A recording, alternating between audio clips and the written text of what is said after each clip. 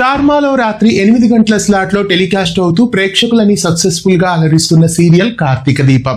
కార్తీక దీపం serial Star Maa Parivar awards లో ఎన్నో అవార్డ్స్ ని గెలుపొందింది.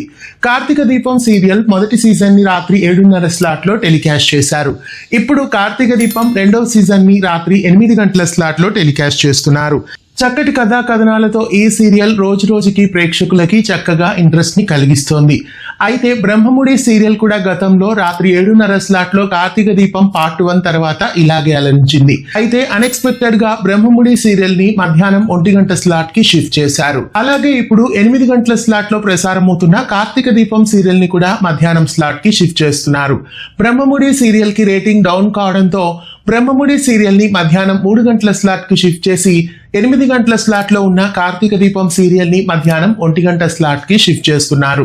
కార్తీక దీపం సీరియల్ ని 8 PM నుంచి మధ్యాహ్నం స్లాట్ కి పంపించి అక్కడ గోదావరి అనే కొత్త సీరియల్ ని లాంచ్ చేయబోతున్నారు. మేము చెప్పిన ఈ వార్తలన్నీ మీరు విని నమ్మినట్లయితే మీరు ఏప్రిల్ ఫూల్ అయినట్లే. కార్తీక దీపం సీరియల్ యథావిధిగా రాత్రి 8 గంటల స్లాట్ లోనే టెలికాస్ట్ అవుతుంది.